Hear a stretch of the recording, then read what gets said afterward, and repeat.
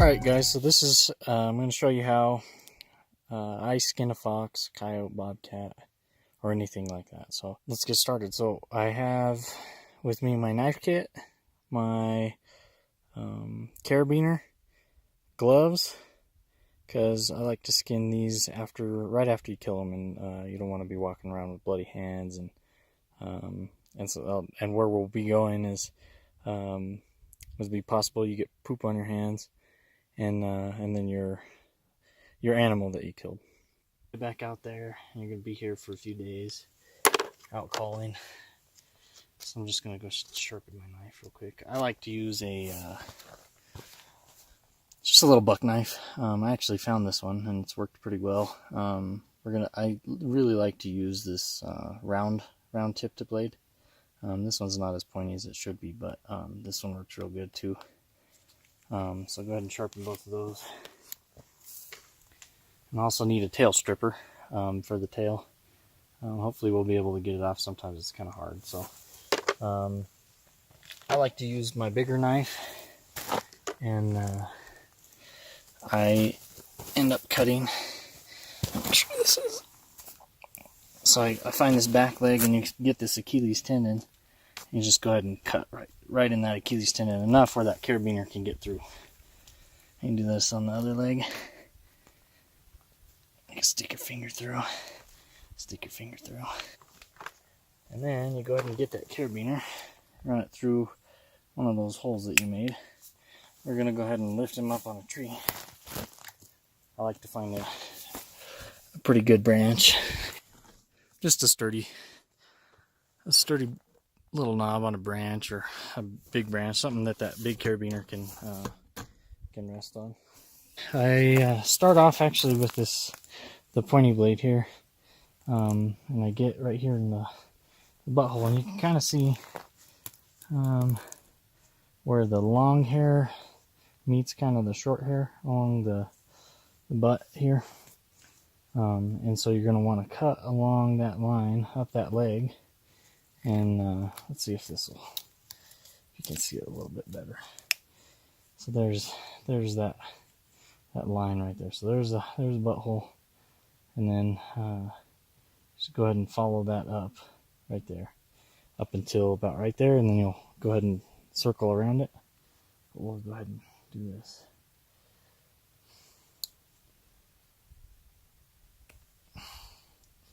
Sometimes it takes a little bit to get that butthole cut, but once you do, it should glide right up.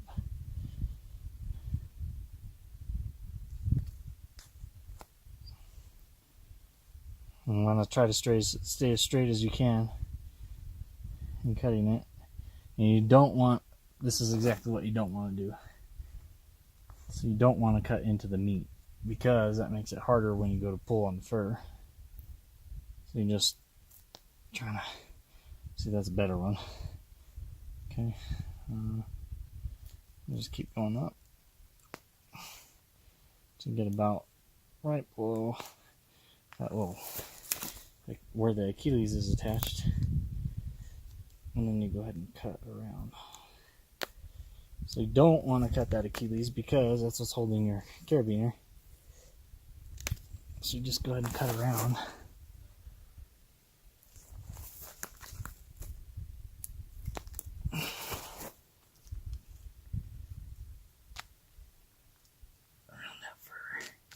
Till you get it all the way around. Okay, so then now you can start pulling on that fur. And let's set this knife down real quick. So you just start pulling down on this fur.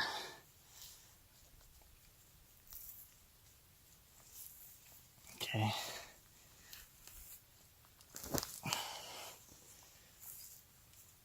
You can see where I hit him. This is actually a really bad shot, but he was coming in so fast. I was trying to manage the camera and shoot him at the same time, and it didn't work out. So I just ended up shooting him and not getting him on camera. So once you get it down to the butt, Okay. Go ahead and get your knife again. You might have to just cut a little bit more right there. Okay. Now you're going to want to switch legs and do the exact same thing.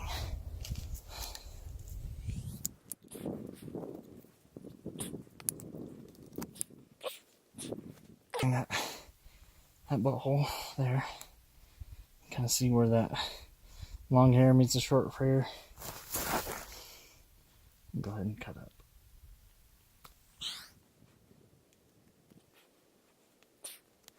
Get up there, and then you're going to want to cut around again.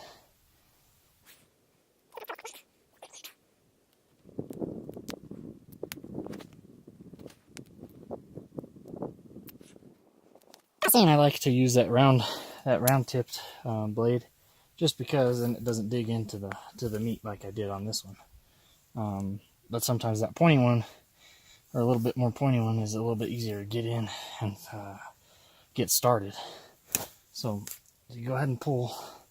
You're going to cut that butt right there, and you're going to keep pulling on that fur until you get to the tail.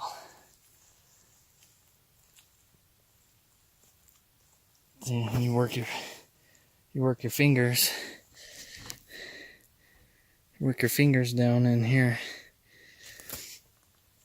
underneath, so that then you can spread that fur apart. See, and then you can go ahead and cut at the butt right there. So you don't take that stuff home with you. Go ahead and kind of skin around there, so that when you put that tail stripper on, that it's a little bit easier. Because every now and then, if you don't skin it, then you'll end up breaking it right here at that joint where the tail connects. We're going to go ahead and get that tail stripper. I like to start with the big end. It has two, the big one and then the small one for when you get further down if you're having trouble. But most of the time, when it starts, it goes. So I hold that tail stripper in my hand here, and then I go ahead and grab the tail in the back so that it doesn't break, or has a little bit lesser of a chance of breaking. And you just gotta pull, and then that tail comes out. And see, they look pretty funky, but it looks good. And so then you can pluff that tail out, and then go ahead and start pulling. I like to connect both feet now at this point, because you're going to be pulling pretty tough, or pretty hard. And when you have both feet connected, both those tendons have to work together. Okay, and then you can actually cut. This one is a male, so he's got nuts on him. And you can go ahead and just cut the fur there at the nuts. That way you're not taking those home with you either. And then you go ahead and just start pulling. Nice and easy, especially with all these holes that I have in mine from my shotgun. Just pull, and that fur comes right off the meat. Okay.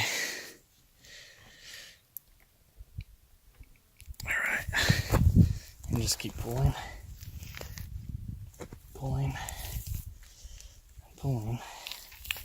Okay, and once you get about to this point, I actually don't have my machete with me, but I like to go ahead and chop the feet off about mid-height of the leg. So we'll say right there's the last pad, and then I like to cut it off right there. At least that's what my fur buyer likes, is to cut them off about right there. So, being that I don't have my machete, you can break these and then cut them off, or you can use a machete or a knife and chop it up against a tree. But I found that the machete is super good at just knocking everything off in one piece. instead of chopping it with a knife. So I don't have that, so I'm going to have to break these. And every now and then they're a little tough. But once you get them broke, kind of move it around, make sure everything's broke. Go to the next one. I'll go ahead and break that one. With coyotes, you almost kind of need a machete, just because their bones are a little bit thicker and you can't break them. But now we got those broke, so we can go ahead and cut those. And I'll use the bigger knife for this. Just kind of feel where that bone's probably broken, and then you can just hack it off. So see, that's about 4.5 inches, 5 inches of foot that you come up on and you cut at. So you can just throw those feet away, or stick them in your pocket for a lucky fox foot. A lucky fox foot. Then you go ahead and cut that other one off also. All right, I got both of them cut off, about the same length. This one might be a little bit longer, or longer on the fur. So then at this point, you go ahead and you're going to start pulling again. And if you can find a higher branch, it's easier because then that fur doesn't get on the ground. So I'm going to try and get this up here. And then you just start pulling. Okay. And you can see that meat, or the hide just comes right off that meat. And that fat goes, sometimes stays with it, sometimes it stays with the fur. But if you just keep working it nice and slow, it'll start to slide over the head. Okay, and sometimes these front paws are a little bit harder to do, but when you cut them at the right length, it makes it pretty easy. So like I said, you can see that we've worked down here. We got this front leg, this elbow that I was talking about. You kind of work your finger through until you get to the other side. Okay, then you can fit both fingers in there and get that hand in and pull that fur right off of where you broke that leg or cut it with a machete or your knife. So then go to the other side, same thing. Kind of just work your way in there.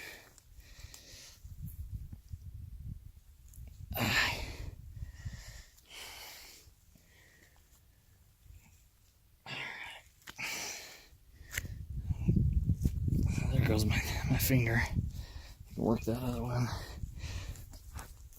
Just go ahead and pull that. Now at this point, you can go ahead and just start pulling a little bit more.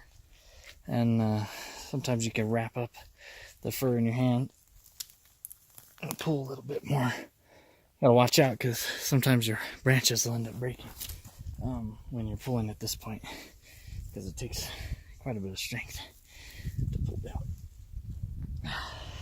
Sometimes you can't pull it, so then you get your knife, and I'm going to use the round side this time so I don't cut the fur as easy.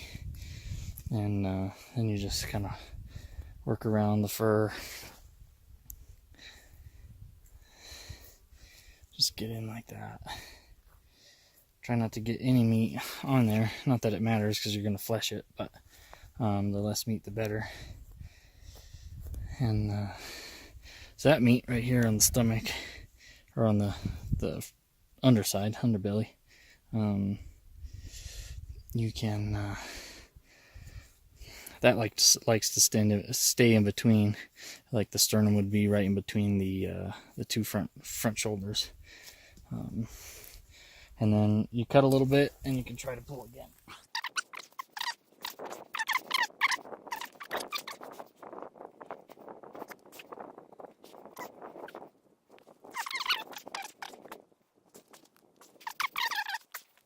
So this is the hardest part because it's the widest part here.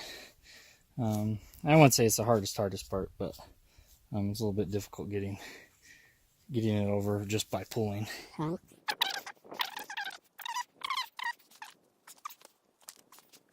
That's fine. Just keep cutting.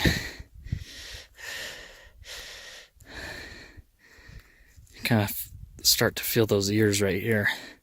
Now that there's a dimple where the kind of that the top of their skull and then their ears are both on both sides. So just go ahead and skin around.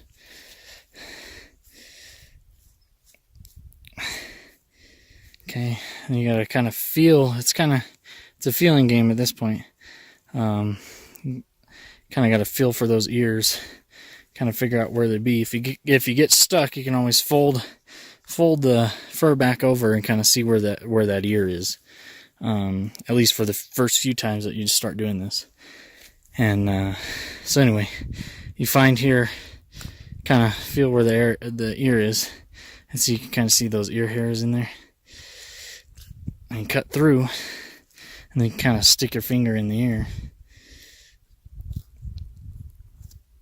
And then kind of work your way down. Just keep skinning like you were earlier. Okay. And once you get to this point, go ahead and start on the other ear. Cut through that side. And kind of feel for it. Go ahead and cut through. Kind of see that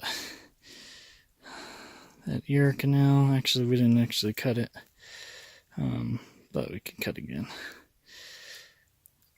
There we go. See, we made a little hole there in the canal. You just got to find it to where there's enough space to get your finger in so you can pull down and pull that fur. So there we go. Got enough room. And just go ahead and start skinning like you were.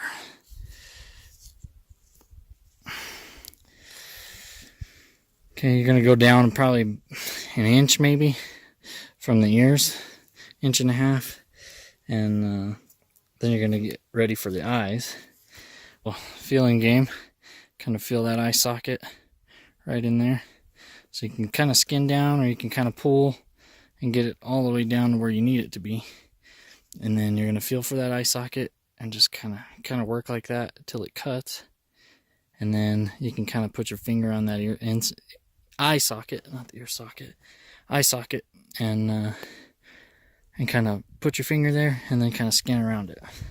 I'm going to pull down on the fox a little bit so I can loosen it up enough to where it's a little bit easier to get to the eyes.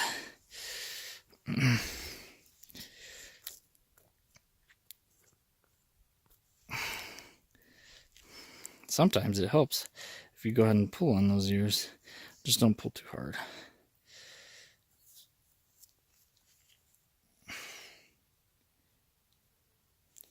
All right. Pull a little bit. The neck just broke there. But that's okay.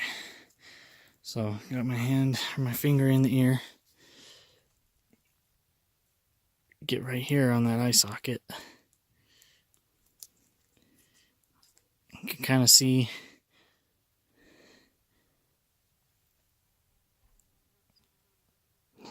the black right there. That's the eye.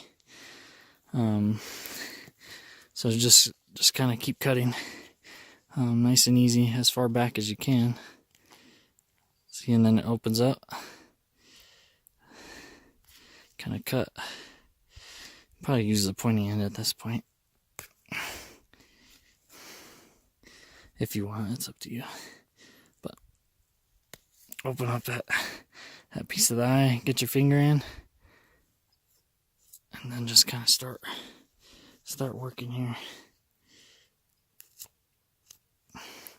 So see, that's the part where they don't want you to cut. But see, we went so far back, you don't really have to worry about that until you get kind of right where the teardrop or the tear duct is.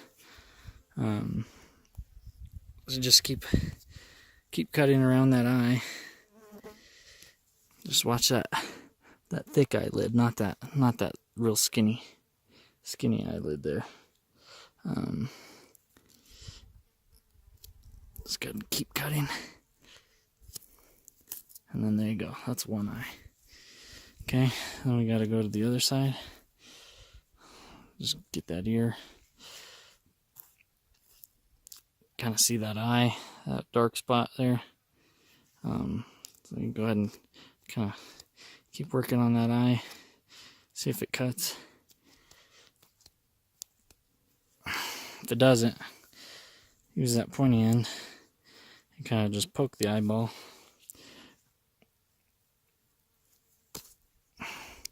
There we go. Cut open, get far enough back in there where you can grab your finger, put your finger in there, grab it, and then go ahead and start cutting back. Okay, see, I had already started kind of cutting right there where the mouth is. That's just the corner of the mouth, so you can kind of cut that there. Kind of see the hair from the lips there, and then the lips itself. Kind of put your finger in there, and then just work it down. Oh. I'm gonna go ahead and flip this carabiner around. It's a little bit easier to see. So see, I kind of cut a little bit of the mouth right there, which is not what you want to do. You got to make sure that you have it skinned pretty much all the way around before you go ahead and start cutting like that, because then you can cut just like I did into that. So this is the lips from the other side, so that's a good one. You can go ahead and grab that part and continue to skin down.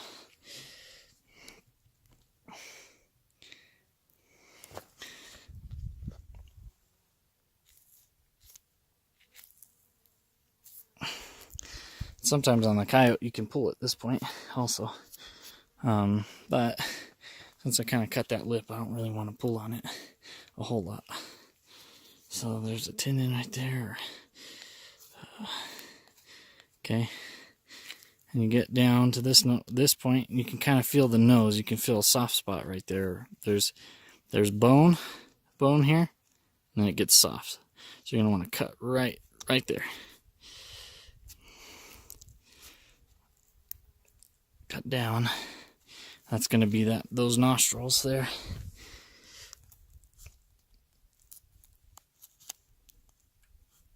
Okay. Kind of work our way down. Then you can kind of put your fingers in between the top and bottom of the mouth of the skin, and then work that cartilage. Go nice and easy right there at the end. See, there's no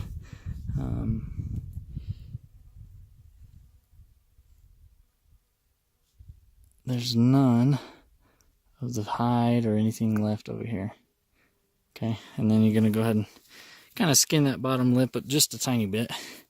My fur buyer actually doesn't really care if you cut it off or not, and they've been around for a while, so I would assume that a lot of other fur buyers don't want that bottom lip either. So kind of see how much is left, kind of right there at that canine, that real long one. And then you can kind of go and just cut the bottom of it. Okay. So now we're done skinning it. Everything's on it. So what I like to do is I like to reach up in here, put my hands through. I like to put my fingers here on the inside and go ahead and pull those through, and then go ahead and do it on the other side. That way it's just easier when you go ahead and turn this inside out. Turn what you have inside out, not the actual thing, but then you go ahead and reach up for the nose. Kind of reach for it, get it in your hand, roll that over, and then you get the mouth and ears, both ears, at the bottom lip here. You got those legs at least out a little ways so that you can find them, and then yeah. So got that. Got the tail, back legs, those fronts, and then the mouth and the ears. And then you got it. You got the carcass. You can just toss that wherever. Coyotes will eat it. Then you're good to go. I'll show you kind of how I roll it up in the Ziploc baggie just from here. So I like to put it belly up, those little arms in, get the nose, the ears, and then just kind of roll it up like that.